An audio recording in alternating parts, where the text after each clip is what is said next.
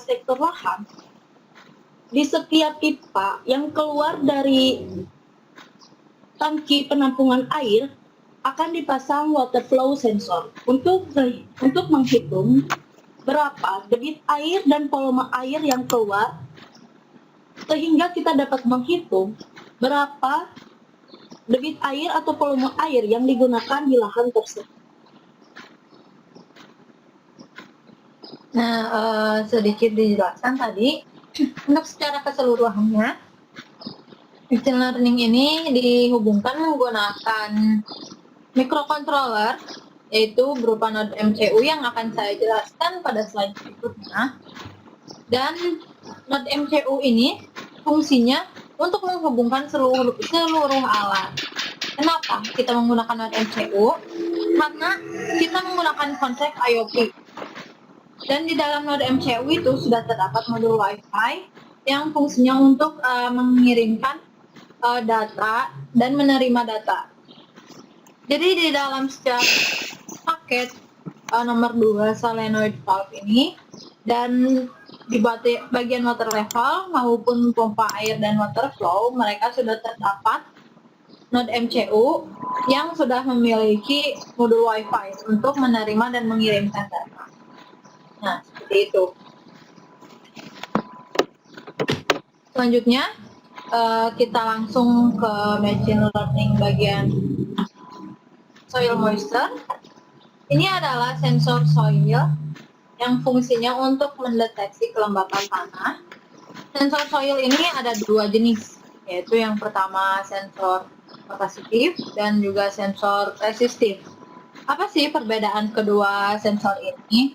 Setelah kami melakukan penelitian dan melakukan pengujian, jadi perbedaan kedua sensor soil ini itu terdapat pada ketahanan. Mana sih yang lebih tahan? Kita telah melakukan pengujian terhadap dua sensor tersebut. Jadi yang lebih tahan lama itu sensor soil kapasitif, sedangkan yang tidak bertahan lama itu sensor soil yang jenisnya resistif. Ini adalah Wemos D1 Mini atau sama saja dengan node MCU yang sudah memiliki modul Wi-Fi di dalamnya.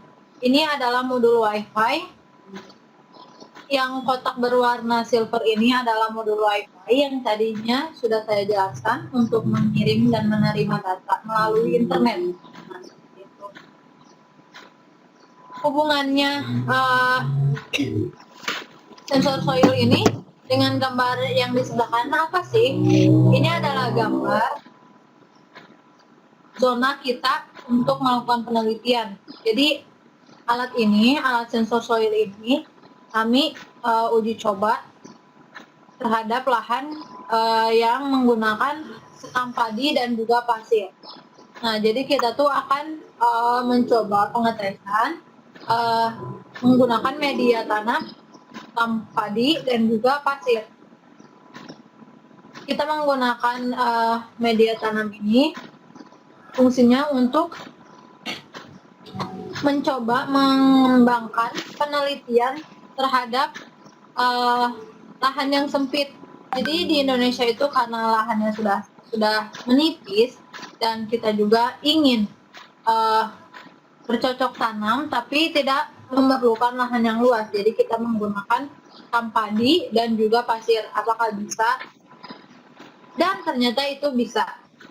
Tapi bagaimana sih kita tahu cara sekam padi ini dan pasir ini itu bisa lepas?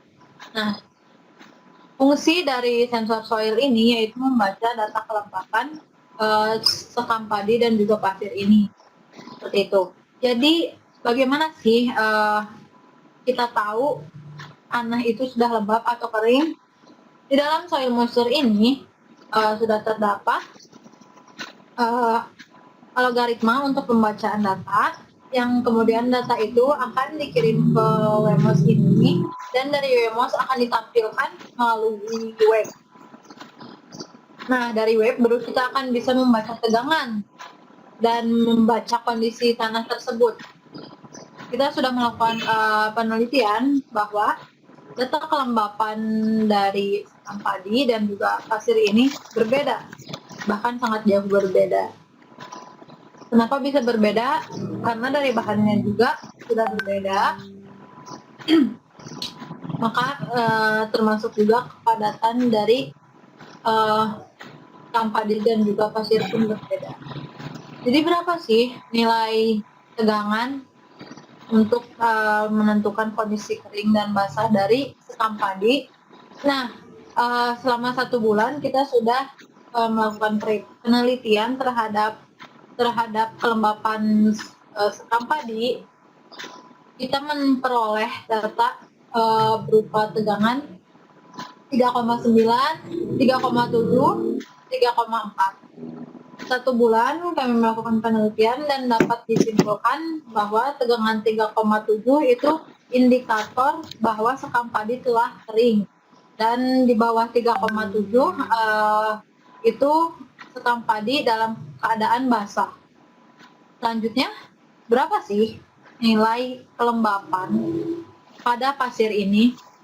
Kami juga sudah melakukan penelitian terhadap menggunakan media pasir selama kurang lebih 1 bulan juga, dan diperoleh nilai tegangan berupa 3,2, 3,1, 2,4, 2,6, seperti itu. Lalu dinilai berapakah pasir itu dikatakan basah?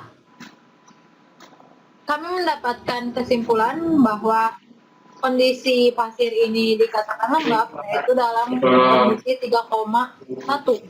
Jadi ketika kondisi tegangan 3,2 volt, itu kondisi pasir itu dalam keadaan kering, dan jika kondisinya di bawah 3,1, pasir tersebut dalam keadaan basah. Lalu apakah semua tanaman itu bisa hidup di dalam kondisi kelembapan yang berbeda-beda? Nah, ini adalah bukti dari berhasilnya sekam padi dan juga pasir menghidupi tanaman. Di sini kami menggunakan tanaman seledri yang kebutuhan airnya itu dan cara merawatnya itu cukup mudah. Dan hasilnya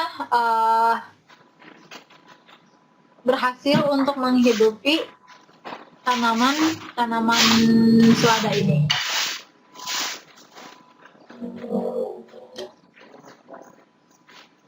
Selanjutnya saya akan menampilkan data dari perolehan yang telah diuji. Akan saya tampilkan di slide berikutnya. Mohon maaf, ini sedikit terganggu. Harap ditunggu.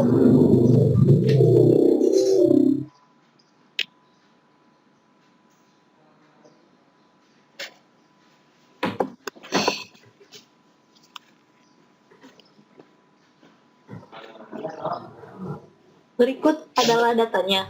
Machine learning adalah bagaimana sih cara kita untuk bisa mesin tersebut belajar dari data-data yang telah direkam. Kan tadi telah disebutkan bahwa tanah humus, data kondisi basahnya 2,3, kondisi keringnya 2,8. Sekam padi, kondisi basahnya paling minimal itu 2,6. Kondisi keringnya 3,7.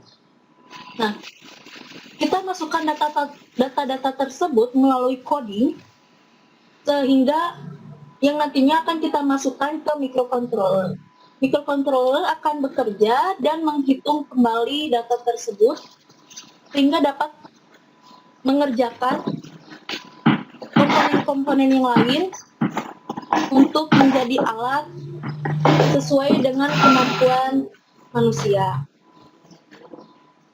Data-data ini kita hitung kembali, misalnya kita mendapatkan kesimpulan dari data tersebut bahwa 100 dikurang ABC value dibagi 1023 dikali 100. Kita akan buat rumus ADC dikali value dibagi 1023. Value itu kita bisa ubah menjadi tegangan lagi, bisa kita ubah lagi menjadi 10 bit atau 1023. Kenapa sih ADC? Karena sensor soil itu mengeluarkan data analog. Jadi apabila kita membutuhkan data digital, kita harus mengkonverternya terlebih dahulu. Baik, selanjutnya kita lanjutkan saja ke perakitan. Di sini sudah ada baik perakitan menggunakan alat sensor soil, yaitu satu perangkat sensor kelembapan tanah. Nah, di sini kami sudah memiliki sensor kelembapan tanah yang jenisnya resistif. Dan kenapa kami mencoba keduanya? Karena kami untuk melakukan pengujian juga, dan kami juga akan mengetahui berapa sih pembacaan itu akuratnya. Nah, seperti itu. Sini sudah terdapat gambar dari sensor soil moisture yang jenisnya resistif. Ini adalah perangkat pendukungnya, bahkan perangkat pentingnya untuk mengirimkan data, pembacaan data, komparator yang akan dihubungkan dengan Wemos D1 Mini ini. Ini terdapat 4 kaki, yaitu A0, D0, GE drone, dan SSS. Nanti yang akan dihubungkan dengan Wemos D1. Wemos D1 Mini ini fungsinya itu untuk menerima data kelembapan dari tanah yang telah dibaca oleh sensor soil, kemudian diolah dan dikirimkan ke Rabbit MQ. Nah, kemudian dari Rabbit MQ dikirimkan ke database, dan dari database itu dilakukan pengumpulan data, dan dari Rabbit MQ juga dikirimkan ke selenoid file. Selenoid file itu adalah salah satu alat elektronika juga berupa keran otomatis yang akan saya jelaskan di perakitan selanjutnya. Nah, di sini adalah kabel yang namanya header jumper female to male. Fungsinya untuk apa sih? Ini fungsinya untuk menyambungkan antara Wemos D1 ini dengan sensor soil ini.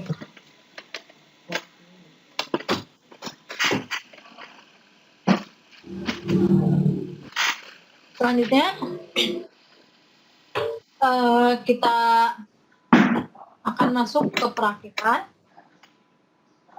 Di sini Wemos D1 Mini ini sudah kami solder, dan berikut terpaparkan cara memasangnya. Pasangkan header female yang akan digunakan pada Wemos, kemudian solder. Nah, hasilnya seperti ini. Kenapa sih tidak secara paketnya itu belum disolder? Karena kita bisa memilih kaki mana yang akan dipakai. Nah, ini adalah bentuk paket yang ada di dalam Wemos D1 Mini ini. Jadi ada beberapa kaki yang bisa kita gunakan. Bedanya apa? Hanya perbedaannya itu jenis kaki yang digunakan itu ada yang misalnya header female ini dia membutuhkan pasangannya yaitu header male, dan juga jika kita menggunakan header male kita membutuhkan header female sebagai pasangannya. Jadi untuk fungsi tidak ada perbedaan.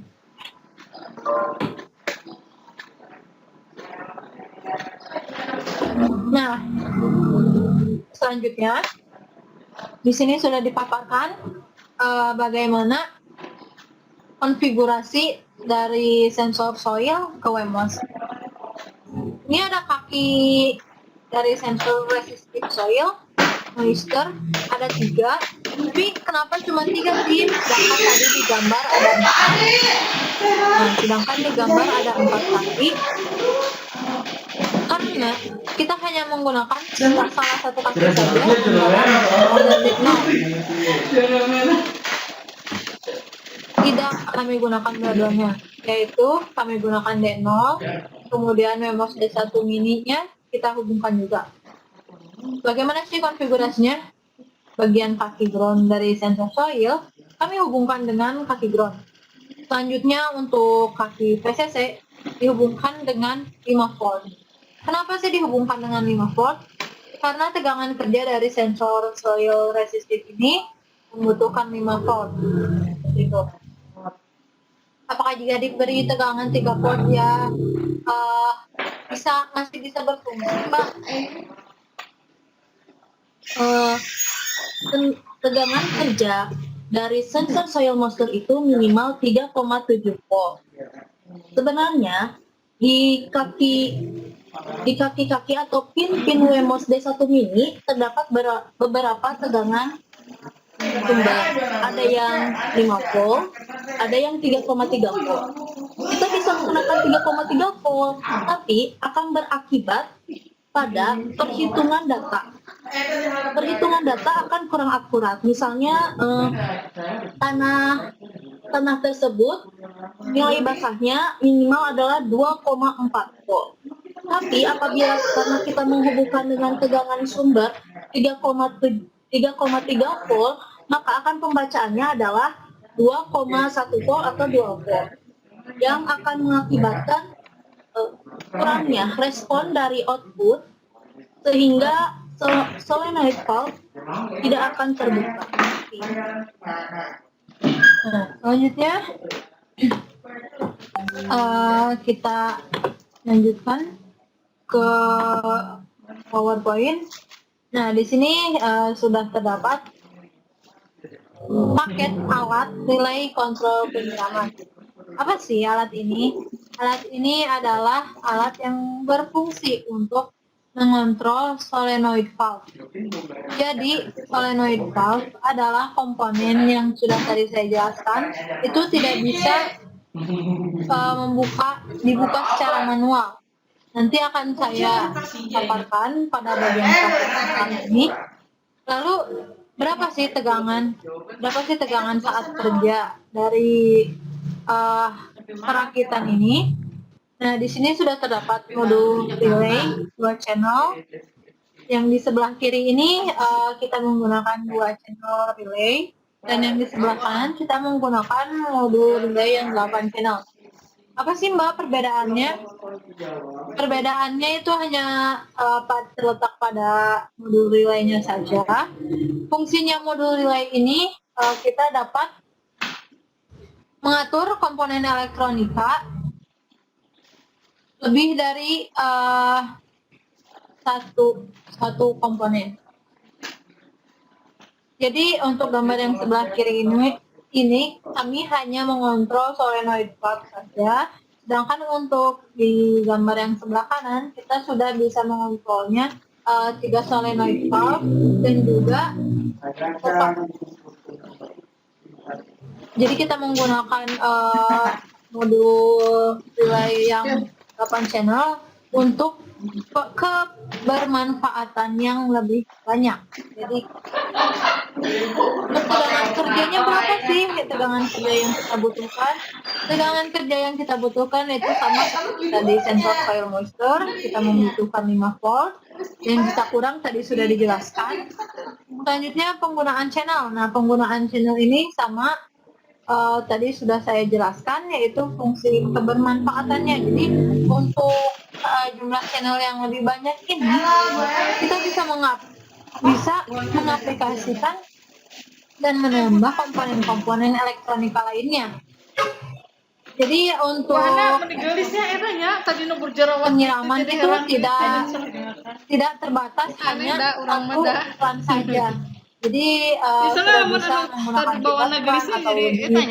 Mbak, apakah bisa gitu untuk mengatur gerbang atau misalkan mengatur lampu, Disulap pula.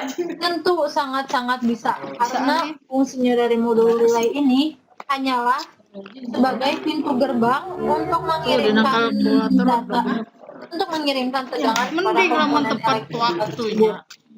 Nah, Pabrik mah jadi udah ya misalkan udah 7 ya. mau menggunakan lampu itu tidak langsung dihubungkan kepada sumber AC, tapi dihubungkan melalui modul relay ini, dan modul relay ini dihubungkan dengan node MCU yang tertera pada gambar. Jadi kita bisa mengontrol kapan mati nyala lampu yang sudah dipasang menggunakan internet juga, seperti itu. Di sini ada keterangan penggunaan NONC. Apa sih NONC itu dan kenapa sangat penting penggunaan NONC? Nah, jadi di dalam modul relay ini terdapat kaki fungsinya tuh ada NO, NC, dan COM. NO itu apa sih? NO adalah singkatan dari normally open. Jadi dia tuh ketika modul relay, maksudnya ketika sebelum dikasih tegangan atau sebelum diaktifkan, dia tidak akan standby karena apanya yang open, jadi tegangan dari sumber ke relaynya itu belum open. Jadi ketika dinyalakan dan diaktifkan, relaynya itu belum dapat mengantarkan arus ke solenoid valve atau alat elektronika lainnya. Nah, untuk NC itu apa? NC itu adalah normally closed. Jadi sebelum dialiri tegangan, tapi antara perangkat dan juga node MCU itu sudah saling terhubung. Jadi ketika kita sudah memberikan tegangan listrik kepada node MCU yang diteruskan kepada relay, node MCU akan langsung mengirimkan tegangan listrik kepada perangkat atau komponen elektronika. Selanjutnya, dijelaskan Putri, silahkan. Lalu bagaimana mengaktifkan kondisi NO dan NC? Untuk mengaktifkan kondisi NO, kita harus memberi atau memberikan logik 1 kepada relay. Untuk mengaktifkan di NC, kondisi NC, kita harus memberikan logik 0 kepada relay. Nah, baik, kita akan langsung ke perakitannya. Di sini sudah terpaparkan secara jelas perakitan rangkaian kontrol relay hingga solenoid valve. Sudah tadi saya sebutkan ya.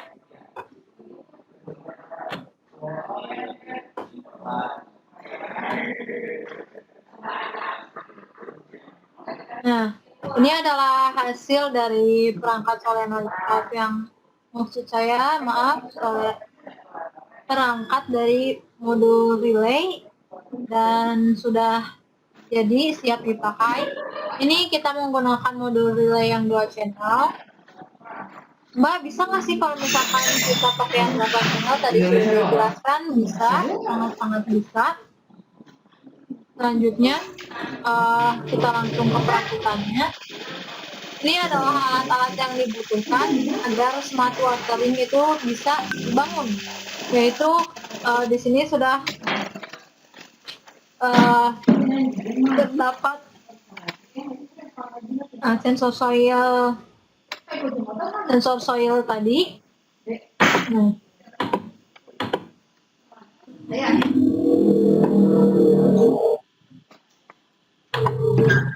Gimana? Waalaikumsalam. Gimana? Nah, ini adalah sensor soil tadi yang sudah dijelaskan. Ini adalah node MCU yang sudah berisi modul WiFi, sama kotak yang berwarna perak ini adalah modul WiFi dengan jenis ESP12E. Kenapa sih kita menggunakan Node MCU bukan Wemos kan sama-sama ada modul WiFi. Nah, perbedaannya itu Wemos adalah menggunakan tipe ESP12. Tipe ESP12 itu dalam menghubungkan koneksi ke internet itu lumayan lama daripada jenis ESP12B. Nah, ini adalah Wemos yang tadi, yang tipenya yang 12, sedangkan ini Node MCU yang tipenya 12. Itu. Tentu saja di sini sudah terdapat kabel adaptor yang 12 volt. Fungsinya ini untuk menyalakan dari solenoid valve. Nah, ini adalah solenoid valve yang sudah tadi saya jelaskan. Dia adalah keran otomatis. Jadi dapat dilihat dari gambarnya, dia tidak memiliki apa ya namanya? Kalau di keran masjid itu yang buka tutupnya gitu. Kalau di keran masjid kan ada buka tutup secara manual, sedangkan di solenoid valve ini itu nggak ada. Jadi dikontrol melalui modul relay yang 2 channel ini.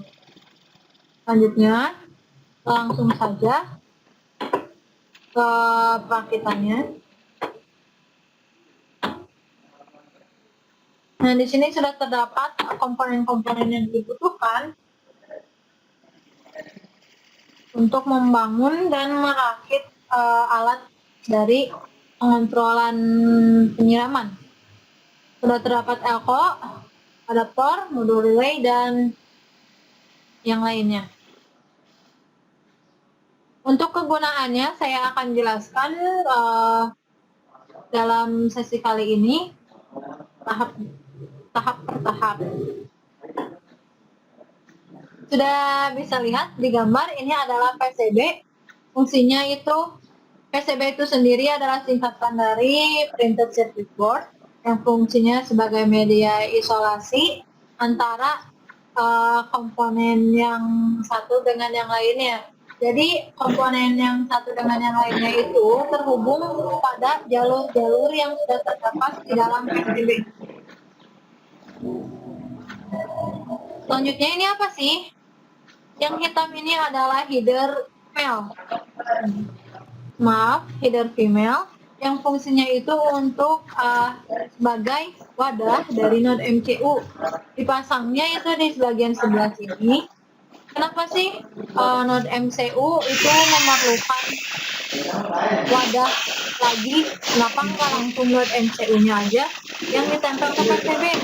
Nah, itu karena untuk meminimalisir kerusakan terhadap PCB dan juga node MCU. Jadi ketika node MCU-nya rusak, kita tidak perlu melakukan proses desoldering terhadap node MCU. Jadi kita hanya tinggal mengganti node MCU-nya saja, kemudian dipasang ke dalam header female-nya. Itu. Nah, di sini sudah dipaparkan hasil dari soldering. Jadi kotak hitam ini itu adalah header tadi yang sudah disolder, dan node MCU itu akan ditempelkan atau ditempatkan pada header yang ini. Jadi ketika header rusak, kita bisa mendesolderingnya, tapi kerusakan pada header itu sangat jarang terjadi. Dan yang lebih sering terjadi itu kerusakan pada node MCU. Makanya kita menggunakan header ini tuh supaya lebih mudah gitu. Node MCU-nya tinggal diganti, lalu dipasangkan kembali dengan yang baru ke dalam header female ini. Lalu bagaimana sih kerusakan node MCU disebabkan oleh apa? Misalnya Bapak dan Ibu telah memasukkan program sebanyak 1000 kali atau penghapusan program sebanyak 1000 kali ke node MCU. Node MCU ketika kondisi itu terjadi, node MCU tidak akan menerima lagi atau tidak akan terdeteksi. Maka dari itu Bapak dan Ibu harus menggantinya. Atau ketika pin power 5 volt tidak dapat mengeluarkan tegangan sumber lagi, maka Bapak dan Ibu harus mengganti MCU tersebut. Gimana sih kalau misalkan not MCU itu dikasih tegangan tidak sesuai tegangan kerjanya? Not MCU itu memiliki tegangan kerja 5 volt. Tapi gimana kalau misalkan lebih gitu? Jadi tegangan kerjanya itu antara 3,3 volt sampai 5 volt. Kalau misalkan dikasih kelebihan, itu dia juga bakal langsung rusak gitu.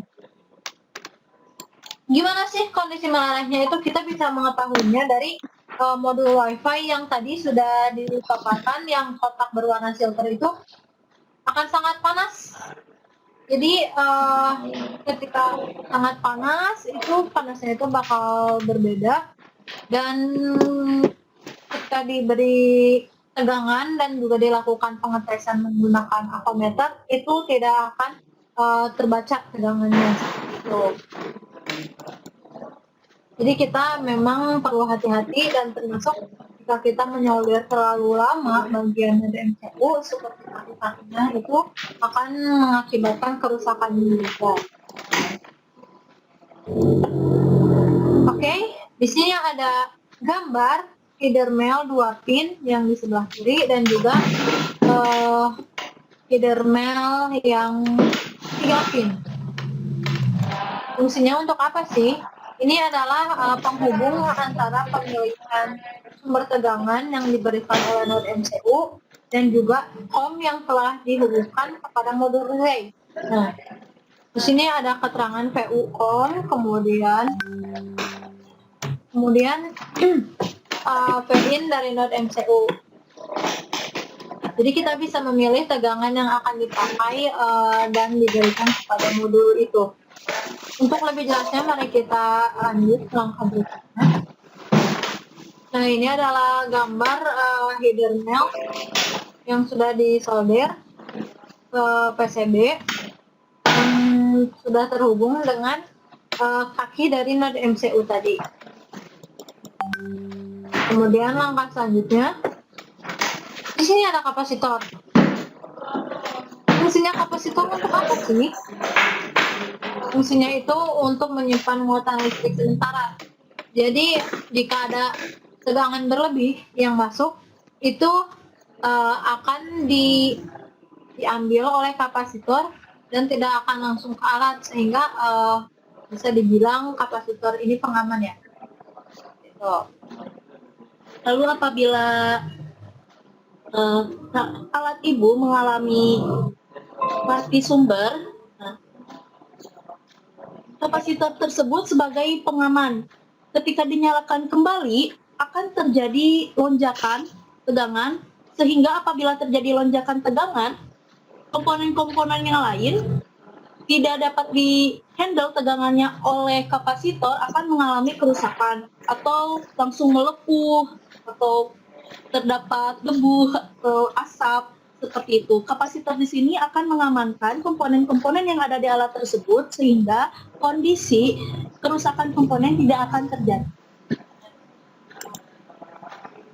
Termasuk kalau di dalam mouse gitu ya.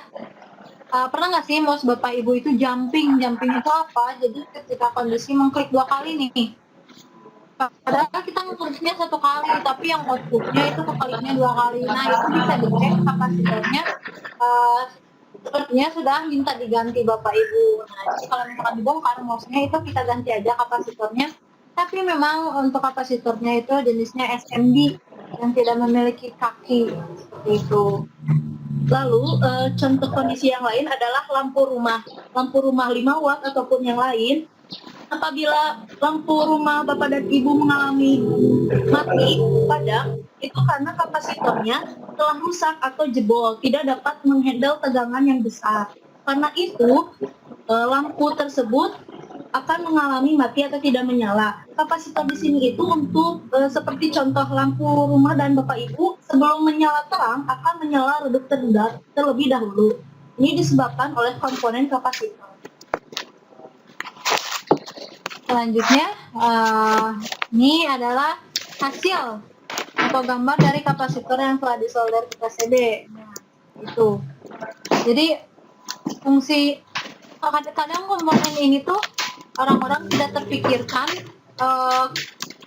keberadaannya. Jadi kadang-kadang orang tuh nggak usah pakai itu karena di dalam MCU-nya sendiri udah ada pengaman. Di dalam modul relaynya juga udah ada pengaman. Sebenarnya ini sangat-sangatlah penting Bapak Ibu. Selanjutnya kita langsung ke tahap berikutnya, yaitu ini adalah tahap terminal block. Terminal block adalah satu komponen juga yang fungsinya itu untuk menghubungkan antara rangkaian negatif adaptor 12 volt dan salah satu kaki solenoid valve. Jadi ini ada lubang 2 ini itu adalah tempat kita memasukkan kabel, lalu bagian atasnya ada bautnya dan dikencangkan menggunakan obeng, sama seperti kita membongkar kabel terminal AC di rumah seperti itu. Nah, selanjutnya ini adalah hasil dari penyolderan dari terminal block. Di sini kita tempatkan di sini. Nah, ini adalah tampak atas, jadi kita tempat membuka tutupkan baut yang fungsinya itu untuk memastikan agar kabelnya terhubung dengan terminal block itu benar atau terpasang secara kuat gitu. Nah, ini adalah komponen utama yang sudah kita bicarakan dari awal. Ini adalah modul relay 2 channel, kemudian ada jumper sinyal 4 buah yang ujungnya itu tidak dikupas karena ujungnya ini akan disambungkan ke PCB dan ini itu akan dihubungkan ke kaki yang ada di modul. Di sini selanjutnya terdapat header sinyal yang kaki pinnya telah dilepas. Penggunaannya untuk apa sih? Karena modul relay ini terminal bloknya itu pinnya kakinya pendek-pendek. Ketika kita hubungkan ke PCB tidak akan terhubung dengan jalur komponen yang lainnya. Oleh sebab itu kita menggunakan tambahan kaki yang lain dengan melepaskan kaki header male yang panjangnya itu 5 mm. Oke. Selanjutnya, nah ini adalah penampakan atau wujud dari modul relay yang sudah disolder ke PCB. Maaf, maksudnya ke modul relaynya. Jadi kaki-kaki yang panjang ini nanti akan dimasukkan ke dalam PCB dan kemudian dilakukan proses solder antara modul relay dengan PCB. Nah, ini adalah hasil dari modul relay yang sudah dihubungkan ke PCB. Jadi ini itu tampak samping, modul relay akan tampak seperti ini.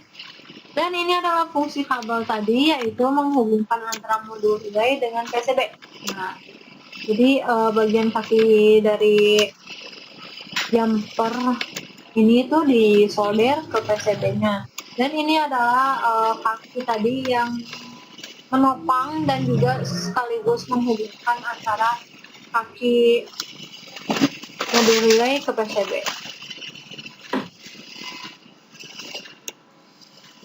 Oke, kita akan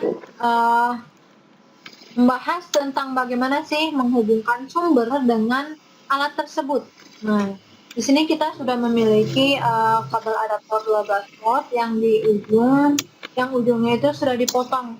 Kenapa sih harus dipotong? Kenapa nggak langsung aja dihubungkan dengan sumber? Kan sayang. Justru kita membutuhkan kedua kabel untuk dihubungkan pada device atau alat dan juga kepada sumber gitu. Kalau misalkan tidak dipotong, ya itu nggak akan berguna gitu. Jadi untuk kaki yang hitam ini dihubungkan ke ground Dan yang nanti merah ini akan dihubungkan ke COM dari modul relay gitu. Nah, ini adalah solenoid valve, yaitu si katup otomatis yang atau bisa disebut keran otomatis. Dia memiliki dua kaki yang tentunya tidak bisa langsung dihubungkan ke PCB. Makanya kita menggunakan kabel. Ini adalah kabel kuning yang nanti akan dihubungkan ke terminal block yang di relay. Nah, setelah solenoid valve diberi tegangan kerja 12 volt, maka bagaimana sih mengatur dalam keadaan NO atau NC? Tentunya kita akan hubungkan di bagian terminal block di modul relay. Bapak dan Ibu bisa memilih salah satunya mau merah ataupun mau yang kuning. Dalam penghubungan ke COM atau ke ground yang di terminal block bebas saja, tidak ada ketentuannya. Karena untuk membuka gerbang ini seperti saklar, jadi asal tegangannya itu mengalir dari 5 volt ke ground, itu saja. Oke. Kita lanjut. Nah, ini adalah hasil dari hubungan antara kaki. Ini kaki yang tadi ini solenoid valve, kita hubungkan ke bagian NO. Nah, ini adalah NO yang tadi sudah dijelaskan fungsinya itu agar dapat kita memilih NO pada perangkat kali ini, itu supaya ketika alat diaktifkan, solenoid valve itu belum mendapatkan tegangan. Langsung kita lanjut ke penyambungan kabel. Ini adalah kabel tadi dari kabel adaptor 12 volt yang kabel merahnya itu dihubungkan ke COM. Nah, jadi ini tuh fungsinya untuk memberikan tegangan kepada kabel, dan dari modul relay akan disambungkan ke tadi solenoid valve.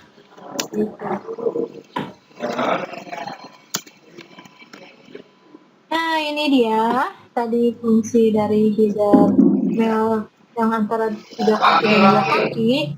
Fungsinya itu tadi sudah saya jelaskan untuk memilih tegangan antara VU dan COM, kemudian VU dan PIN. VU dan COM, dan juga COM dengan PIN.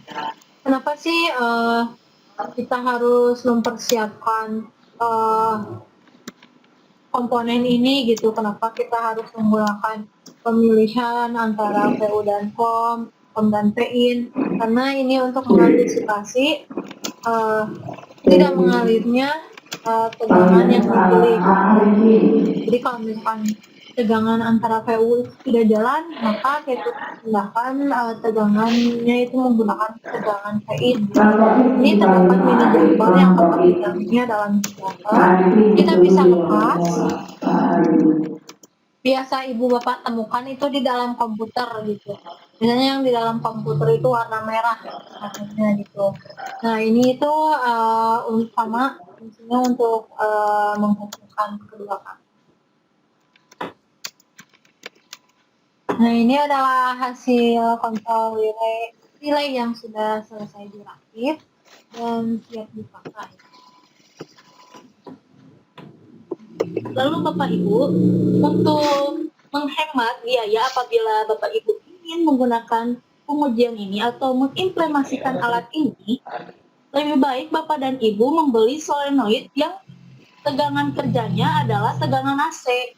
Jangan menggunakan tegangan DC. Kenapa sih? Apabila menggunakan tegangan DC, tentu saja Ibu dan Bapak harus menggunakan adaptor. Adaptor tersebut lebih mahal daripada steker AC.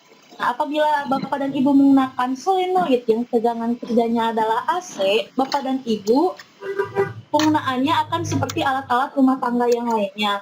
Tinggal colokan ke sumber tegangan AC dan tidak perlu melakukan adaptor lagi yang ini. Selanjutnya, di sini ada terdapat machine learning, smart watering, water flow sensor. Ini adalah water flow sensor yang tadi sudah dijelaskan di slide pertama. Itu tuh untuk mengukur debit air dan menghitung debit air yang dikeluarkan dari tegangan sumber ke maksud saya dari sumber air ke bagian penyiraman media tanam. Tuh. Berapa sih tegangan saat kerja dari water flow ini? Dia menggunakan tegangan kerja 5 volt, jadi tidak membutuhkan tegangan yang besar. Kemudian bagaimana sih pembacaan water flow ini ketika dialiri air?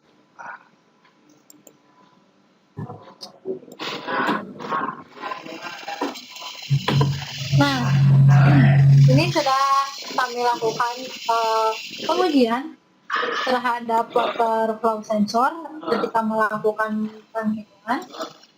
Silakan pada titik. Ini adalah debit air dan juga volumenya. Terdapat 5 liter per menit. Dan volume hasil penghitungan kami itu 85 mili. Nah, berikut sudah dijelaskan. Ini adalah data terakhir, Kak. Ini kan kenapa ini itu ketika sudah 0 liter dia masih menghitung saja. Ini adalah data terakhir. Jadi data yang sudah si air itu dihitung. Jadi kita bisa melihat hasil akhirnya ketika sumber air dimatikan atau diputus atau kerannya ditutup, itu menghasilkan jumlah air sebanyak 1.440 ml. Fungsinya apa sih untuk penghitungan air ini? Kenapa air dikeluarin aja itu dihitung? Nah, jadi fungsinya water flow sensor ini itu jadi kita dapat menghitung berapa kebutuhan air yang digunakan dalam satu lahan pertanian atau satu lahan perkebunan, atau bahkan air yang dikeluarkan untuk satu pot media tanam seperti itu. Jadi kita sudah bisa menghitung berapa pengeluaran air yang dibutuhkan dalam jangka waktu sebulan atau bahkan per hari. Nah, seperti itu. Dan fungsinya dari water flow sensor ini juga bisa kita ketahui dan kita deteksi melalui aplikasi yang sudah kami buat dan juga web yang sudah kami buat gitu. Selanjutnya kita akan masuk ke perakitannya.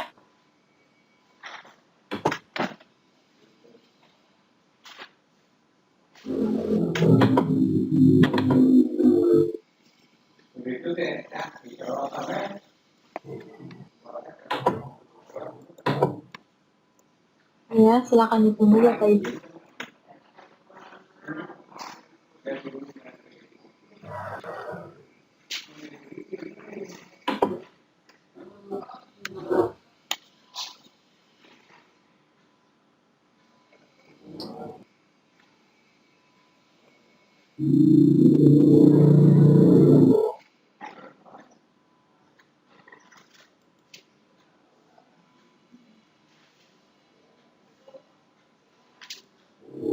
Oke, di sini sudah terdapat perakitan water flow sensor pada smart agriculture atau smart watering.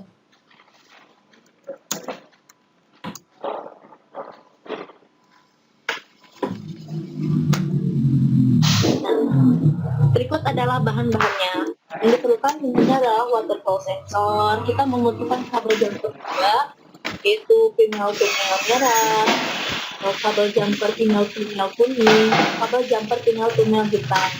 Bapak dan Ibu bisa menggunakan warna apapun, namun di dalam 3 kabel tersebut harus dibedakan warnanya agar mempermudah dalam membedakan apakah ini untuk sumber atau ini untuk ground dan ini untuk data. Dan kita membutuhkan not MCU versi 3 Lolin, atau yang lebih minimalis kita bisa menggunakan Wemos juga. Karena kan untuk mempersingkat atau meminimaliskan dalam penempatan barang, kita bisa menggunakan Wemos. Karena untuk MCU kan dimensinya lebih besar daripada Wemos. Kita juga memerlukan charger 5 volt yang 1 ampere ya Bapak dan Ibu, karena ada charger juga yang 5 volt 2 ampere. Sebenarnya bisa digunakan yang 2 ampere, namun apabila untuk charger yang murah misalnya untuk pengujian kita mensarankan yang 1 ampere saja.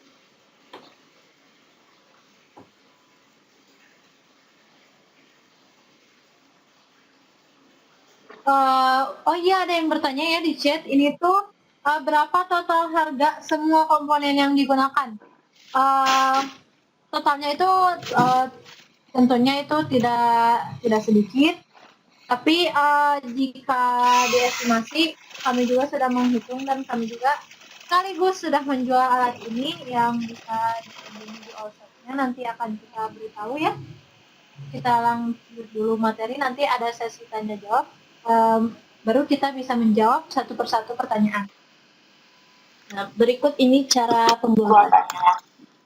Di sensor water flow tersebut telah diberikan kabel merah untuk tegangan sumber, kabel hitam untuk ground, dan kabel kuning untuk data.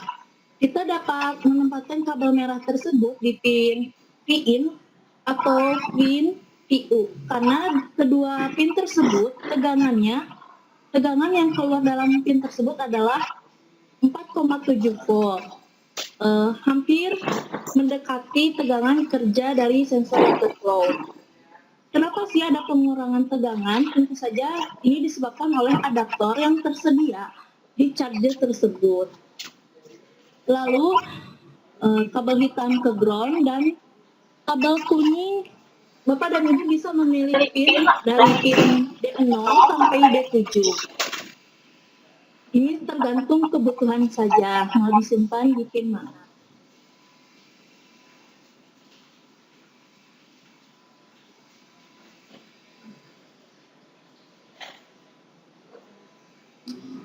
Oke, selanjutnya kita ke PowerPoint.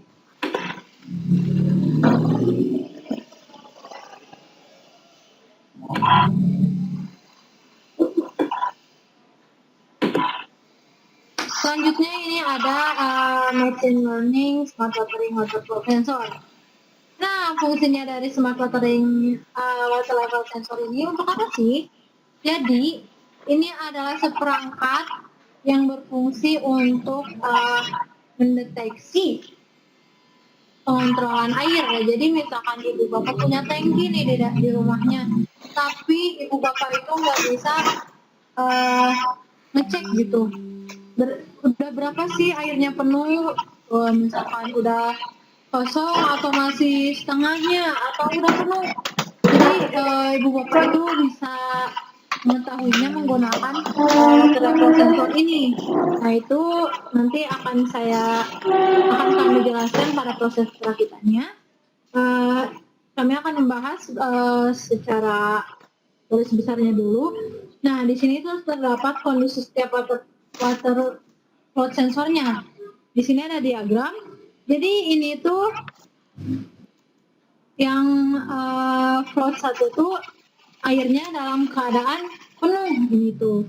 Ini airnya dalam keadaan penuh. Jadi yang abu-abu ini itu si water float-nya. Jadi dia tuh akan mengambang dalam kondisi airnya udah penuh.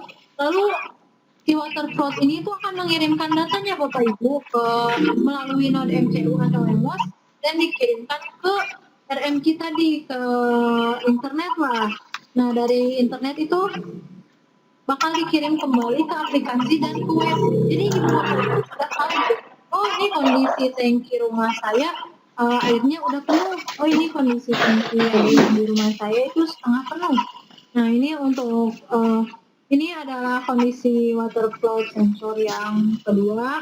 Ini tuh yang warna hijau ini tuh air, dan yang abu-abu ini tuh water flow-nya, dan yang warna merah ini itu kosong.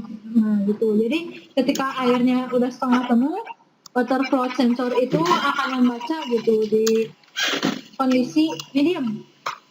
Gitu. Dan ini untuk pembacaan water flow yang ketiga. Pembacaannya itu empty atau kosong. Nah, bisa nggak sih keterangannya kita rubah jadi misalkan habis atau misalkan setengah penuh? Itu sangat bisa gitu Bapak Ibu, karena untuk pemberian variabel ini itu kita juga menggunakan program gitu. Jadi Bapak Ibu itu dapat memantau kondisi tangki air di rumahnya, atau misalkan Bapak Ibu memiliki garden house gitu atau greenhouse gitu, ada tangki airnya. Bapak Ibu tuh ribet harus ngecek tiap berapa menit sekali gitu. Oh, tangkinya belum penuh aja gitu. Nah, jadi alat ini fungsinya untuk mengecek gitu, dan bisa dikontrol melalui mobile dimanapun Bapak Ibu berada.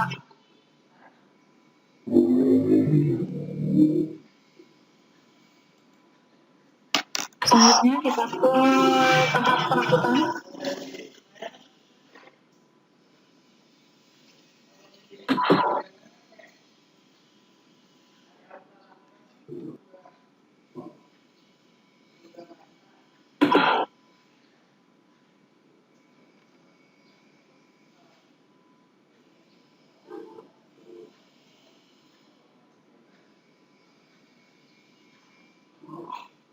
Oke, di sini selanjutnya ada perakitan sensor, dan bagaimana sih si alat water level sensor ini dapat bekerja.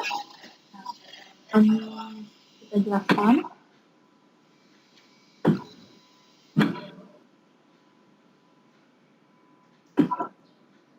Berikut ada komponennya.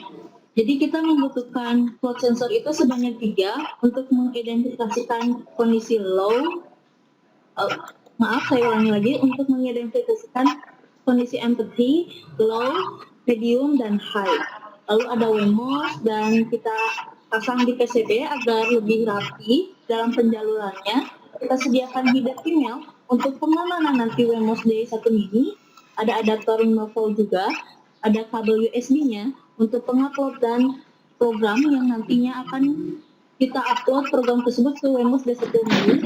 Ada kabel tunggal untuk menghubungkan kabel yang dari penghubungan kabel flow sensor ke PCB. Lalu ada box dan header mail. Nah, langkah-langkahnya kita tentu saja akan memotong header mail untuk dipasangkan di WMOS D1 mini. Lalu kita akan memasang header email yang nantinya akan dipasang di PCB ini. Lalu kita akan memasang terminal blok yang nanti akan digunakan untuk kabel flow sensor yang akan menghubungkan fungsi flow sensor itu ke WMOS D1 mini. Lalu di sini ada flow sensornya. Jadi Bapak Ibu, flow sensor itu kerjanya seperti saklar. Tidak ada polaritas positif atau negatifnya. Bapak dan Ibu bisa memasang bebas kabel tersebut.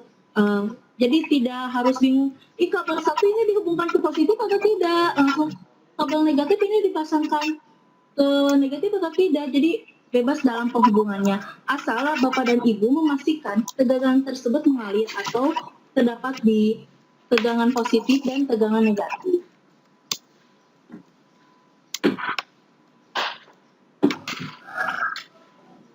Berikut gambar setelah dipasangkan WMOS D1 mini ke soketnya yang ada di PC. Oke, nah jadi ini tuh sama ya, gambaran kayak dari node MCU tadi. Cuman bedanya ini tuh kita menggunakan LMS, dan ini juga gambaran untuk pemasangan node MCU yang tadi dijelaskan pada perakitan relay. Itu Bapak Ibu. Untuk materi kita, materi tentang perakitan smart watering ini kita cukupkan sampai sini saja. Silakan kepada Bu Maria yang akan memberikan materi. Baik, terima kasih kepada Nazrin dan Tuti. Tadi ada yang nanya harga komponen. Itu mohon maaf, bukan PPTIK ITB yang berjualan Bapak Ibu, tapi memang siswa-siswi SMK binaan kami yang Untuk diketikkan menangani, kurangnya ripuh Bu, barisan hiji itu kan Google Chrome yang menangani ngasih nilai penjualannya. sendiri. Jadi sejak Jadi mereka kita nyimpen nilainya 20 gitu. Jadi keluar menjadi nilainya siswa berapa? SMK, itu mereka sudah Untuk itu menangani barisan terus produk-produknya. genap buku di foto Hingga jepret sampai gitu sekarang ini barisan mereka hiji-hiji sudah ribu. kuliah Itu nanti juga keluar nilainya masih 80 memegang maksudnya. smart watering karena Itu memang barisan ini hiji-hiji rintisan ada di mereka program. seperti itu, tapi bukan PPTIK yang berjualan. Baik, kalau begitu terima kasih. Saya akan Oh, soal melanjutkan. UAS. Oh, enggak. Tapi mas soal iya harian, kayak tinggal copy paste kan. Ya, soal iya masih materi gitu Bu. Halo, Tuti, Oh iya Ibu. sedang share konten. Eh, Ada yang mau disampaikan lagi? enggak Ibu, ini sedang dalam proses stop sharing. Oh, Oh ya, laptopnya lama Bu. Maaf. oh iya.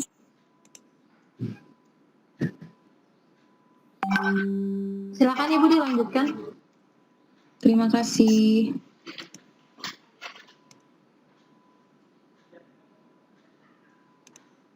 MGMP senang hiluan iya diklat.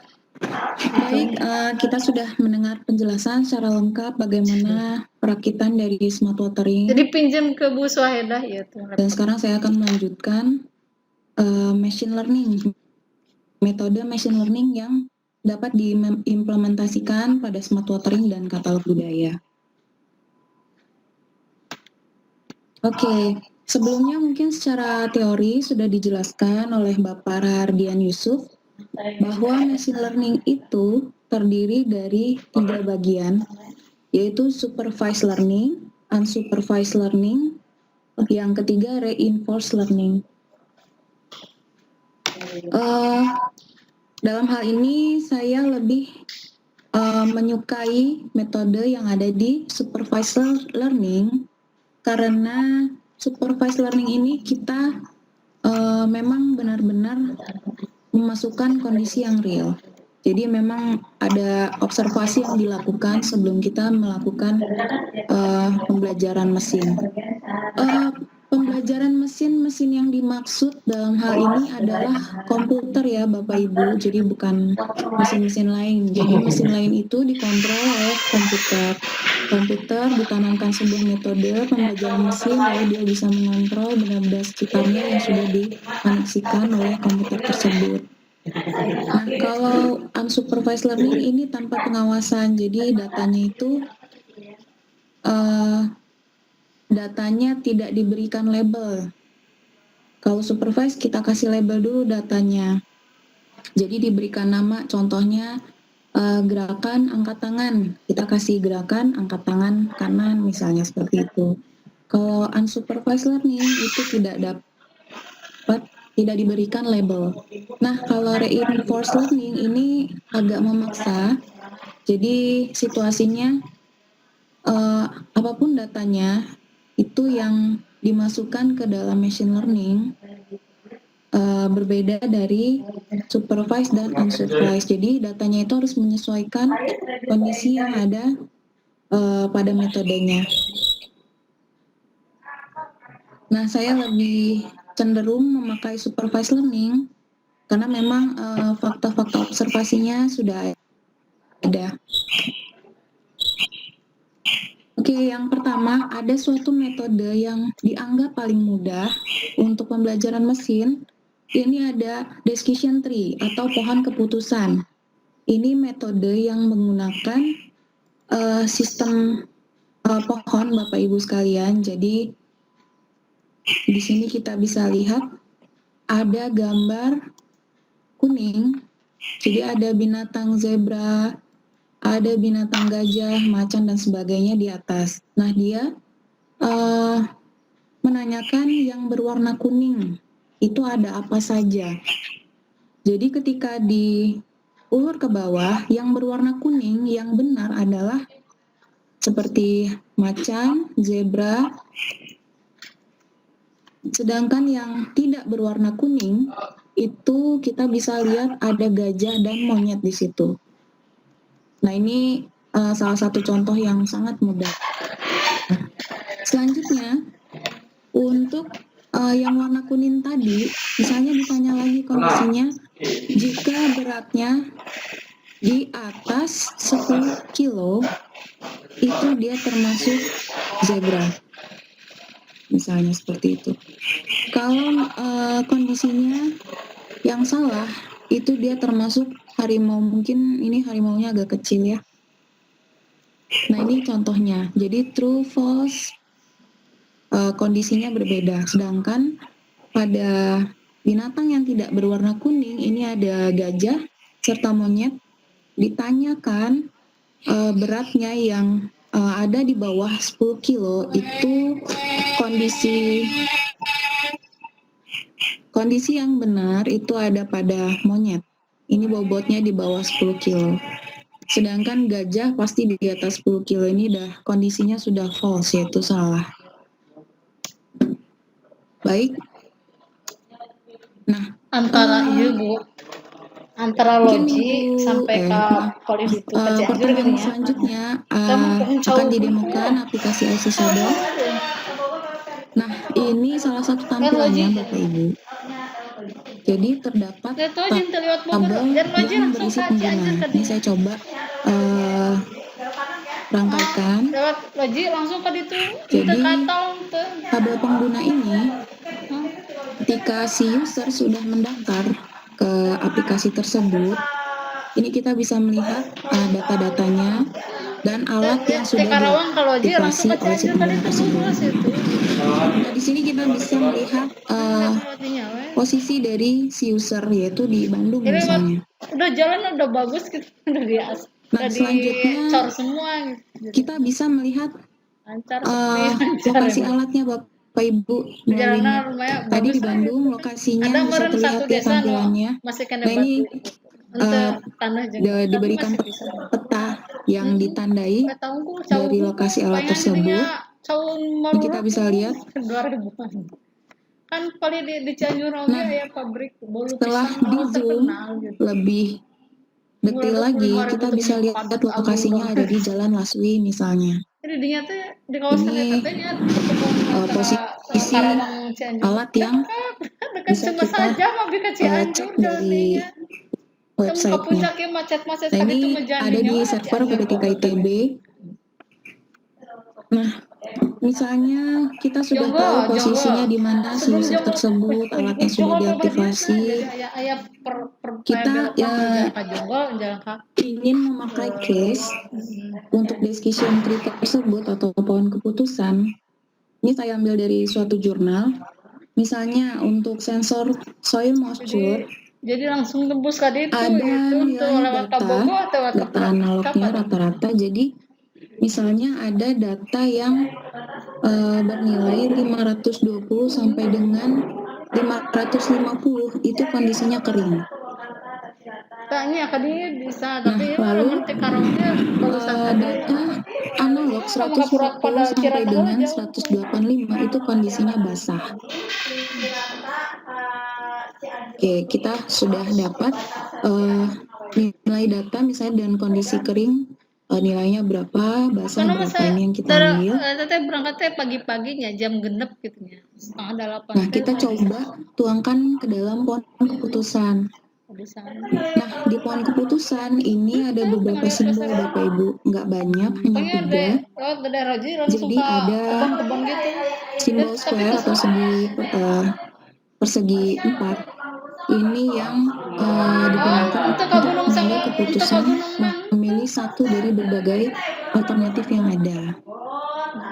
Nah, untuk simbol elips atau hidung bulat ini kondisi atau situasi di mana satu situasi akan terjadi. Lewat eta oke sama. Selanjutnya ada garis penghubung yang bisa kita lihat di sini, misalnya kondisi tanah. Tadi misalnya kondisi tanahnya itu nilainya 520 sampai 590, maka kondisinya keputusan yang bisa diambil tanah itu kering. Nah, selanjutnya pisang untuk nilai 140 sampai 185 maka kondisinya basah. Oke. Kondisi tanah kering sudah berhenti sampai di situ, tapi kita ingin melihat dalam suatu lokasi di mana ada user yang terdaftar di peta tadi, kita ingin melihat apakah cuaca yang ada di sana itu sedang hujan atau tidak hujan. Nah, ini kita bisa lihat misalnya kondisi tanahnya basah. Ini kita lihat alatnya dalam historinya itu habis menyiram atau tidak. Ketika kita lihat historinya dia tidak habis menyiram tapi kondisinya basah, berarti kita bisa simpulkan cuacanya hujan. Sedangkan kalau misalnya cuacanya kita menyimpulkan cuacanya tidak hujan, berarti alat tersebut menyiram. Ini contoh kondisinya ya Bapak Ibu sekalian. Nah, dari tabel di bawah, data-data ini kita sebut fitur Bapak Ibu kalau di machine learning. Fitur-fiturnya yang kita jadikan observasi atau pengawasan. Selanjutnya ada kondisi tanah, disiram atau tidak. Nah, labelan ini yang kita berikan pada situasi hujan atau tidak hujan. Nah, ini kita yang memberikan labelnya. Kita sesuaikan dengan kondisinya yang diinginkan. Kita inginnya mencari, memprediksi cuaca atau hal yang lain. Ini contoh sederhananya.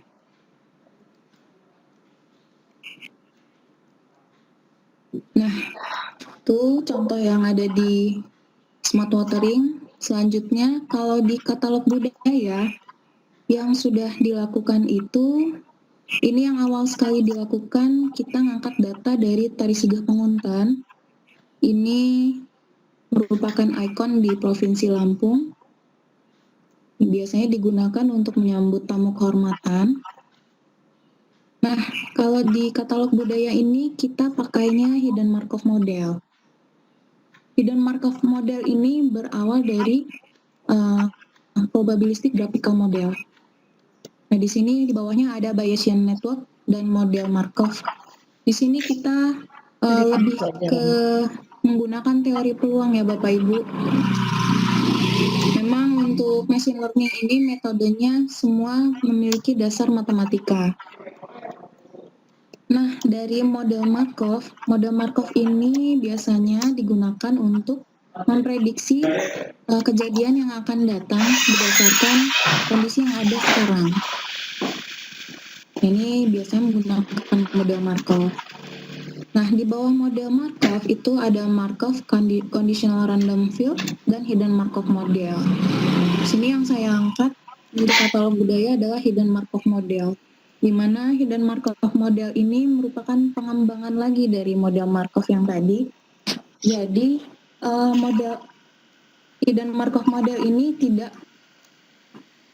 mempunyai kondisi yang ada sekarang. Kalau tadi model Markov dia bisa mengamati kondisi yang terjadi sekarang, lalu dia bisa memprediksikan kejadian yang akan datang. Tapi Hidden Markov ini dia kehilangan suatu kondisi yang terjadi sekarang. Tapi dia bisa melihat berdasarkan observasi. Nah, kondisi yang tidak bisa dilihat itu yang disebut hidden. Baik, nanti kita lihat contohnya seperti apa. Nah, kalau dalam suatu tarian, ini contohnya ada level gerakan Bapak Ibu sekalian. Jadi ada 4 level dari gerakan pose, Pose ini posisi tubuh tanpa adanya gerakan, jadi masih statis. Selanjutnya di level yang kedua itu ada gestur. Gestur ini perpindahan dari satu pose ke pose yang lain. Jadi bisa dibilang gestur ini adalah kumpulan dari pose-pose. Nah, naik lagi ke level selanjutnya, ini ada yang disebut frase tarian. Nah, ini terdiri dari kumpulan gestur-gestur. Jadi peralihan Kuliah. dari satu gestur ke gestur yang lain itu disebut frase. Sedangkan kumpulan dari semua frase-frase yang ada di suatu tarian itu disebut tarian utuh atau penuh. Ini ilustrasinya levelan suatu gerakan. Oke. Nah, ini tadi tentang model Markov. Jadi dia hanya melihat kejadian yang ada sekarang. Jadi ini ada lapak tebang, Bapak Ibu, lapak tebang, suam mudik, menunduk. Ini merupakan nama-nama gerakan yang ada pada Mahal tari eta. Sigat Penguntan. Jadi misalnya setelah gerakan lapak tebang itu bisa diprediksikan gerakan yang akan terjadi selanjutnya apa, itu berdasarkan teori peluang. Nah, ini kita bisa lihat nilai-nilai peluang yang ada di dalam suatu model ini, di mana suatu peluang itu tidak lebih dari satu nilainya. Jadi kita bisa lihat peluang yang ada di sini itu yang paling besar ada pada lapak tebang. Jadi ada siklus kembali lagi, ini probability-nya lebih besar. Nah, ini model Markov, dia peralihannya dari suatu state atau kondisi yang satu ke kondisi yang lain. Nah, ini untuk mempelajari model Markov ini kita harus menguasai teorema Bayes atau Bayesian. Ini Bapak Ibu bisa, ini banyak sekali ya di internet tentang teorema Bayes. Bapak Ibu bisa cari-cari. Nah, selanjutnya ada hidden Markov model. Ini tadi yang saya jelaskan bahwa hidden Markov model merupakan perluasan dari Markov model. Jadi untuk menentukan, kita hanya bisa melihat observasinya. Untuk pose yang di bawah ini terdapat angka 1 hingga 8, ini adalah suatu ketukan kalau di dunia tari. Jadi 1, 2, 3, 4 biasanya mereka seperti itu. Nah, 5, 6, 7, 8 mereka sudah ganti gerakan. Ini saya tandai seperti itu. Kita nggak tahu, dalam hal ini kita nggak tahu penari itu melakukan gerakan apa sih gitu. Tapi kita bisa lihat observasinya, gerakannya seperti itu. Nah, ini kita bisa beri label, ini gerakan lapak tebang. Nah, pertemuan yang lalu saya sudah jelaskan bahwa mesin itu atau si komputer harus dikasih data training. Jadi diajarkan dulu gerakan yang ini namanya lapak tebang, gerakan ini namanya selang mudik. Nah, cara kita memasukkan datanya seperti apa? Kemarin saya sekilas berbicara tentang Kinect, tentang representasi skeleton. Itu data-datanya yang dihasilkan dari Kinect. Jadi nilai-nilai sendi dalam ruang 3 dimensi yang kita masukkan sebagai fitur ke dalam sistem yang kita bangun. Nah, ini yang dijadikan fitur, lalu kita pakai dengan Markov model untuk menjalankannya. Nah, ini kita beri label saat melakukan training. Gerakan seperti ini misalnya agak jongkok ke bawah, itu kita kasih nama seluang mudik. Ini pelabelan Bapak Ibu sekalian, di mana data-data yang di bawah ini merupakan fitur yang diterima oleh mesin atau komputer. Itu bukan foto si penarinya, tapi si nilai-nilai gerakan tubuh yang di capture oleh Kinect.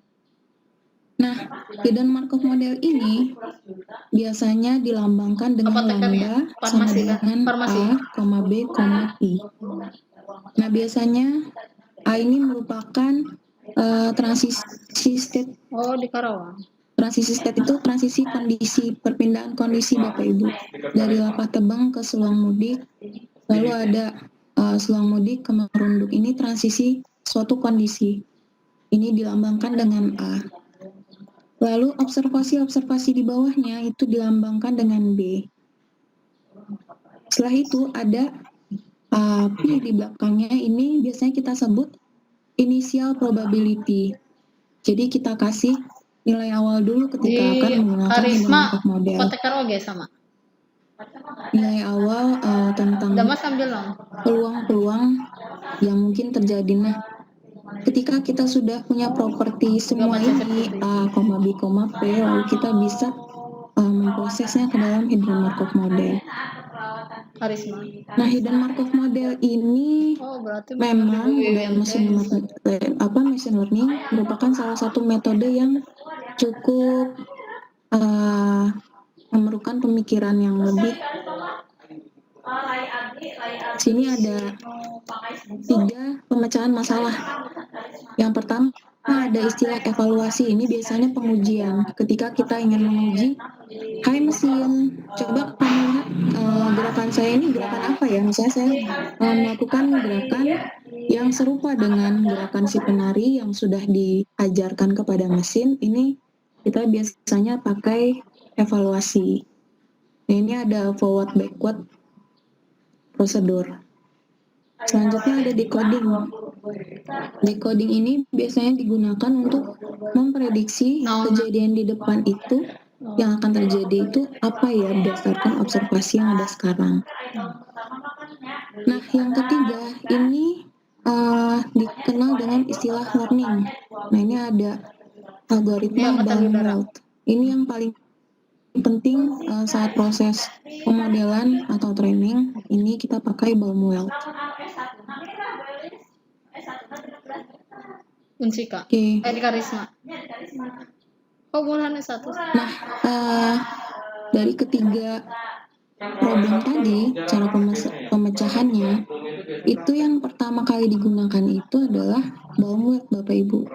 Jadi ketika kita punya model, kita kasih dulu peluangnya seperti apa, itu yang disebut inisialisasi awal, yang nantinya akan dilakukan pelatihan hingga nilainya itu konvergen. Konvergen itu nilai probability-nya tidak berubah lagi, jadi sudah mencapai nilai yang tertinggi. Ketika pelatihan di awal, probability-nya masih rendah. Lalu di training ulang sampai dia menghasilkan nilai yang sangat maksimal dan tidak akan berubah lagi, itu kita pakai Baumgart. Ini disebut konvergen istilahnya. Nah, ini ular-ular yang ada di Peterbilt. Ini saya tidak akan jelaskan secara mendetail seperti apa, karena ini tidak butuh waktu yang sebentar. Lalu selanjutnya ada, ini untuk visualisasinya Lapah Tebang dan Minyau Bias. Nah, ini Baumgart. Ini kita lihat proses konvergennya di bawah ini, Bapak Ibu. Nah, ini grafik yang ada di kanan bawah. Ketika ada titik di angka 1, ini merupakan pelatihan yang pertama dilakukan, dia masih di angka 1. Selanjutnya dilatih lagi, dia naik probability-nya, naik lagi hingga benar-benar berada di posisi yang tertinggi, nggak berubah. Nah, baru kita pakai modelnya untuk pembelajaran ini. Nah, hasil dari Baumgart itu, properti yang lambda tadi itu biasanya disimbolkan dengan garis di atas properti tersebut. Ini kita lihat modelnya sudah ada topi-topi, berarti si model sudah dilatih dengan maksimal. Nah, ini forward backward Bapak Ibu. Di dalamnya ada proses inisialisasi, rekursi, terminasi. Ini kita pakai untuk uji. Aduh, alhamdulillah. Jadi model yang tadi sudah konvergen, yang paling tinggi itu kita uji dengan data. Misalnya kita sudah latih sistemnya, si mesin, pakai data penari profesional. Penari profesional sudah menanamkan, kita yang menanamkan, dia sudah melakukan gerakan yang terbaiknya, kita capture dengan Kinect, kita simpan ke dalam sistem, lalu kita latih, sudah tertanam pengetahuannya ke mesin, lalu diuji dengan menggunakan forward backward ini. Nah, pengujiannya bisa pakai data kita. Kita melakukan gerakan yang sama, mungkin tidak sebaik dengan gerakannya si penari. Nah, itu nanti keluar apakah gerakannya bisa dikenali oleh si mesin atau tidak. Baik, itu sekilas tentang metode yang dipakai pada smart watering dan katalog budaya. Pertemuan selanjutnya akan didemonstrasikan aplikasinya, bagaimana HMM untuk katalog budaya, bagaimana smart watering, machine learning pada smart watering. Sekian presentasi dari saya. Terima kasih. Kepada Bapak Ibu yang ingin bertanya, dipersilakan.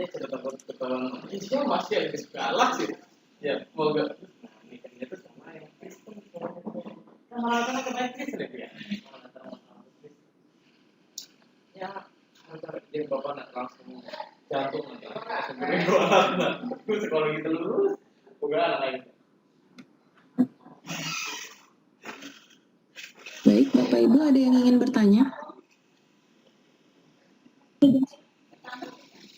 Enggak, Bapak Ibu bila ada yang tadi insan dari materi ada yang kurang jelas. Ibu Pak Asep Lilik present ya?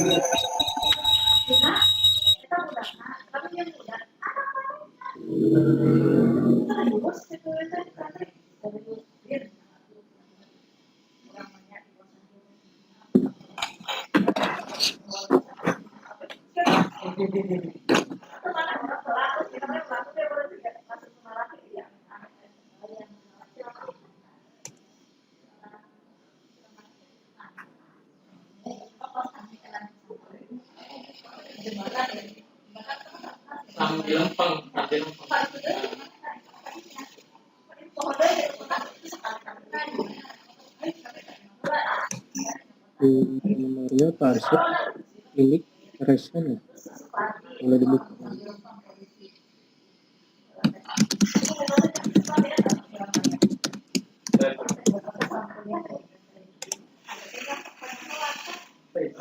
Hey guys.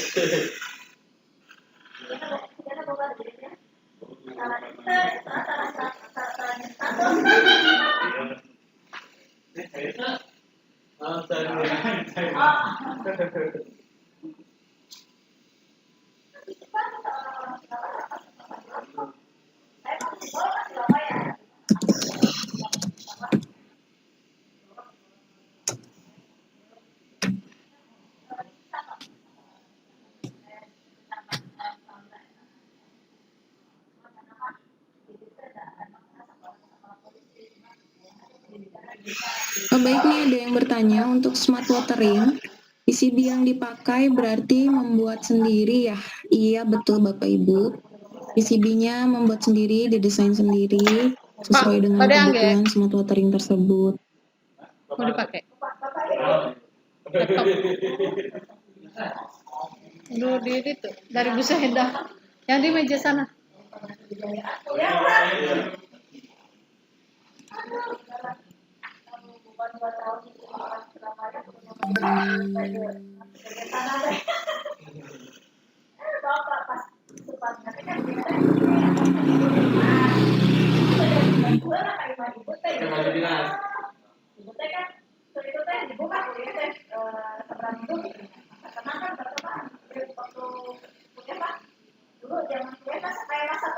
Yang ada yang bertanya, materi PowerPoint-nya bisa di-share kita nanti akan kami share di forum ya Bapak.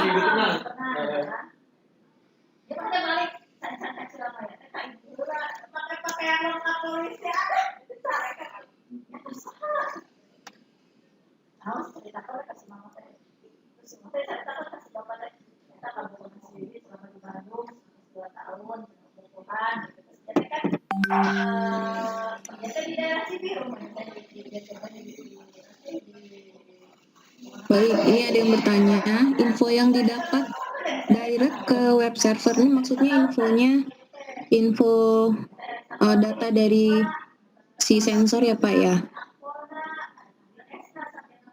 Kalau interface-nya itu mungkin bisa didemokan IC Shadow-nya Najrin Tuti. Halo Najrin Tuti. Oh ya, baik untuk demonya akan Supaya terbayang. ya. Bentar. Baik Bapak Ibu, mohon ditunggu. Kami di sini sudah memiliki videonya dan akan di-play.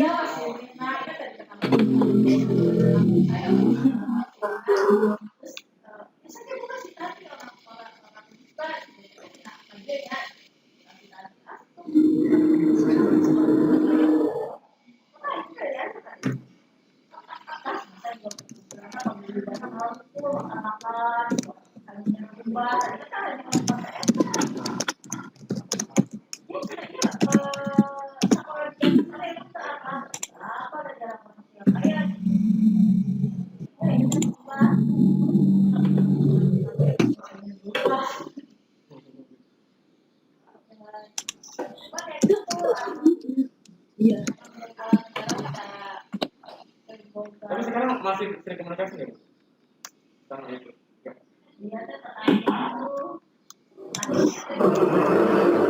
Tugasnya. Intinya kalau nanti.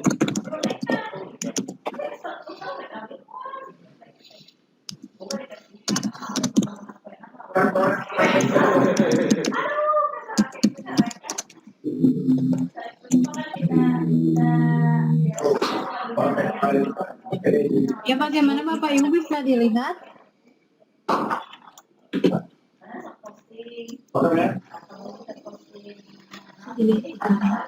Apakah videonya sudah bisa dilihat dan sudah ditampilkan? Ya, bisa dilihat. Ya. Jadi ini adalah IC Shadow untuk penggunaannya kita bakal menunjukkan cara masuknya.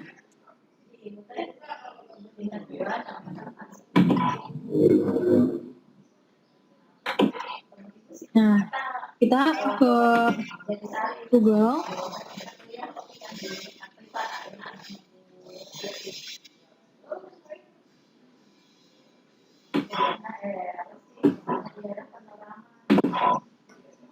Untuk mengetiknya kita mengetik di domain karena kita belum bayar untuk bisa di.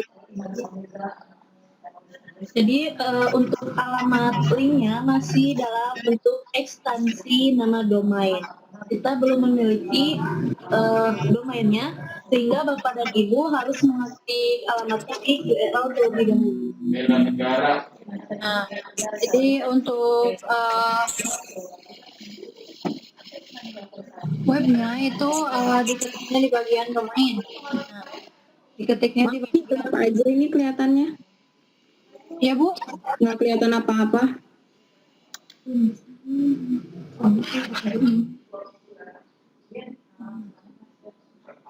Oh ya, sebentar.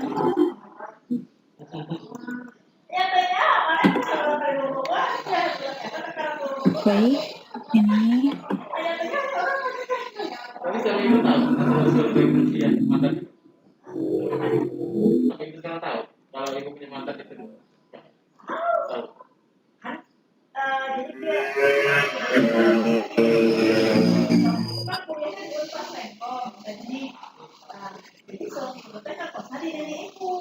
Nah, untuk pengetikannya kita mengetik di bagian domain, di bagian ini, bukan di bagian search box-nya karena kita masih berbentuk ekstensi.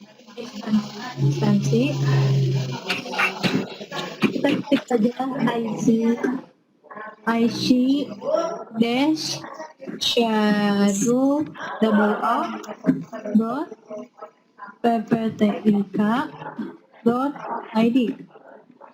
Nah, jadi Bapak Ibu kalau searching di search box itu nggak akan keluar karena kita masih menggunakan domainnya.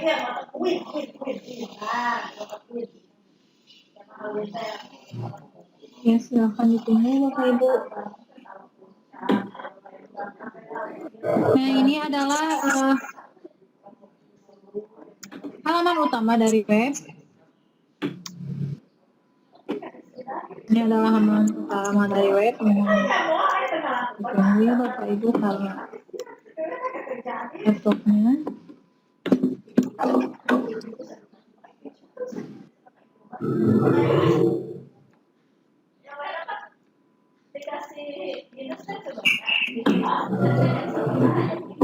Nah, jadi ini tuh di sini terdapat kolom untuk email dan juga password jika Ibu Bapak sudah melakukan registrasi sebelumnya.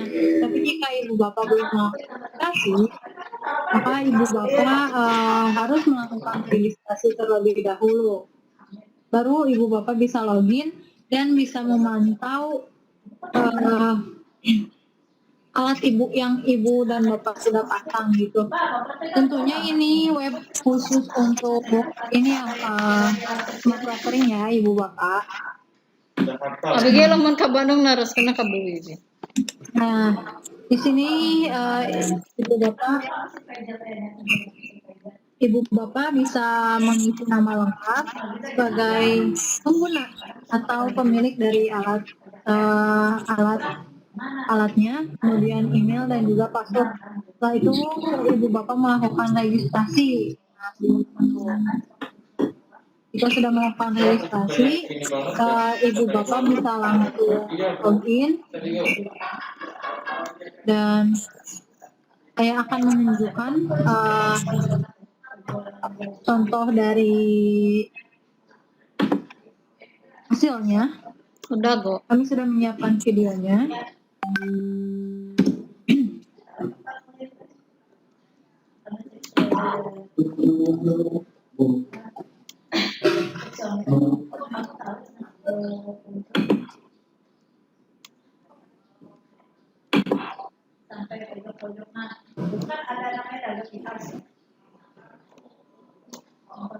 Nah, ini adalah kolom untuk mendaftar. Ini adalah kolom untuk mendaftar. Sesuai identitas yang Bapak Ibu masukkan. Kemudian setelah melakukan pendaftaran, Ibu Bapak bisa login. Nah, setelah login, nah seperti ini.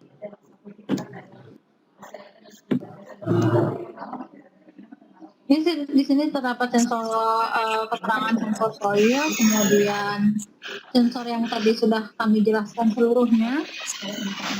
Pak, sok ketemu sareng Pak Bambang. Kamu kenal? Iya, Pak. Mangga dia. Oh iya Ibu Bapak, maaf di sini tadi proses rekaman itu ada kendala, jadi kami tidak bisa berbicara. Paingan Ya, saya akan kok iya na Bu kasnya. Cepat.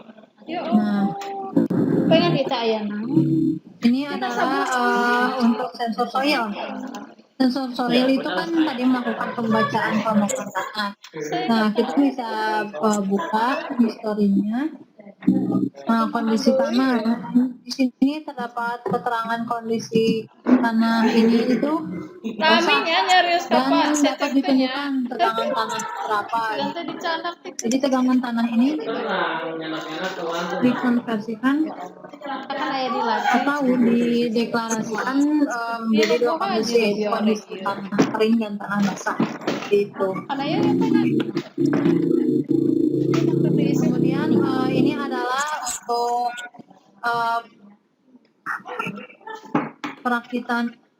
perakitan relay tadi dihubungkan dengan Dan pesan nuker bagian FKP ya dari Pak. watering ini. Jadi di Waterik ini itu terdapat keterangan tambah zona Tahu dan kamar minyak zona. itu ya. Fungsinya apa tambah zona itu? Tadi tambah zona adalah hasil dari pemanfaatan relay yang 8 Iya disimpan channel. di sini lah. Jadi jika relay itu semakin banyak, artinya kita juga bisa menambah zona yang akan kita gunakan. Jadi kita bisa menambah zona dan untuk memantau zonanya kita bisa melihat di pilihan lihat zona. Banyak banget juga nama keren. Ini adalah tampilan untuk nama dari IFIS atau Node MCU atau WMOS tadi. Ini adalah MAC address dari alatnya. Jadi nanti ketika ibu bapak kita login melakukan registrasi, ibu bapak diminta untuk memasukkan MAC address dari Node MCU. Nah, untuk bagaimana cara mengetahui MAC address-nya nanti akan diberitahukan di pertemuan selanjutnya. Nah, dan kita juga bisa mengetahui dan memberi nama lahan berapa saja yang akan kita siram. Itu. Nah, dan ini ada hasil kompilan dari pemantauan zona, yaitu kita di sini memiliki 2 kebun yang ditampilkan, yaitu kebun bayam dan tanaman hias. Dan kita juga bisa melihat jadwal siramnya kapan saja, kemudian siram manualnya kapan saja. Jadi ibu bapak, alat ini itu bisa di setting sesuai dengan nilai kelembapan tanah lahan ibu bapak, tapi bisa juga disetting melalui waktu. Karena misalnya tanaman saya itu tidak memerlukan data kelembapan, tapi emang sudah teratur waktunya. Jadi bapak dan ibu bisa menyeting di jadwal siram jam berapa akan disetting menyiramnya. Lalu bapak ibu juga dapat double, misalnya melihat data nilai kelembapan. Secara keseluruhan jadi seperti itu. Ini kita bisa menentukan dari jadwal penyiramannya seperti ini. Yang akan lebih jelasnya nanti bakal dijelaskan pertemuan selanjutnya. Ini hanya secara garis besarnya saja. Jadi terdapat atur jam penyiraman, kemudian lama waktunya juga bisa kita atur. Dan selanjutnya Kayaknya ada yang memakai, soalnya bisa juga waktu itu kita masih ada disegel. tombol Itu siram segelnya manual. Jadi misalnya tanaman udah ini kebuka. walaupun kelembabannya segini atau waktunya jam segini siramnya, tapi bapak dan ibu merasakan untuk proses disiram, maka bapak dan ibu bisa menekan tombol siram manual. Nah, seperti itu ya bapak ibu. Oke, untuk penjelasan tentang webnya kami cukupkan sampai di sini Tuh dulu. kan Nanti dia akan coba latak. ya silakan kepada Ibu Maria atau kepada Waktu itu masih disegel, Pak. Bapak, kami silakan. Baik, terima kasih Najrin dan Tuti. Bapak Ibu sekalian, tentunya produk ini bukanlah produk yang sudah jadi. Produk ini akan terus dikembangkan oleh anak-anak SMK kita yang sedang prakerin online saat ini. Tentu saja ini produk dari SMK untuk SMK. Ini akan terus membutuhkan pengembangan dan perbaikan. Seperti itu. Ada lagi